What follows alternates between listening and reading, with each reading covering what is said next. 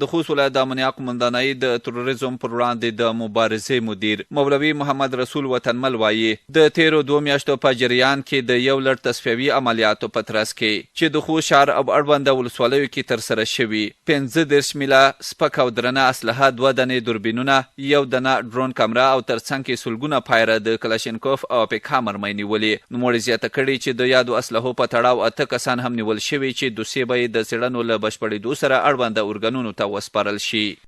د خوست ولایت د امنیه قومندانۍ د توریزم سره د مبارزې ضد مدیریت لخوا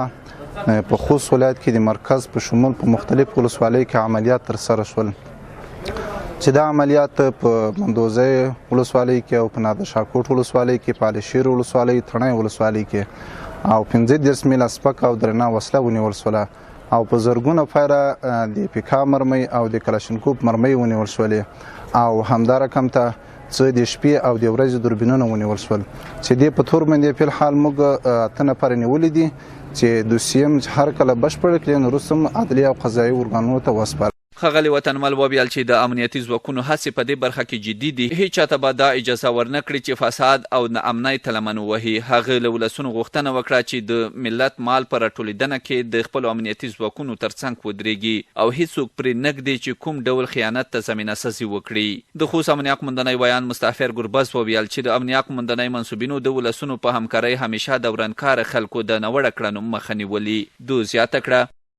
الحمدلله زموږ امنیتي سرتېري په ښار په ولسوالیو کې شپه ورځ د خوست میشتو ولسونو د ډاډمن امنیت لپاره پوره هڅې کوي چې په دې برخه کې ډېری لاسته راوړنې لري. دا چې خوست ته وخت نه وخت جنایي پیښې رامنځته کېږي خامخا په وطن کې مشکلات تېر شوي دي خو بیا هم زموږ امنیتي سرتېري په هر ځای کې چې پیښه رامنځته شي پر وخت سره سیمې ته ځانونه رسوي او مجرمین د قانون منګولو ته سپاري. د خوست امنیه قومندانۍ مسؤلین ولسونو ته ډاډ ورکوي چې په خپل وخت به د غیر قانوني کړنو مخه ونیسي او دغه راز د سیموالو غوښتنه کړې چې د نشي توکو غلاو او نور ناقانونه کړنو د مخنیوي په موخه د ورسره همکاري لا زیاته کړي ترڅو د هر ډول ناوړه کړنو مخه په خپل وخت نیول شوې وي.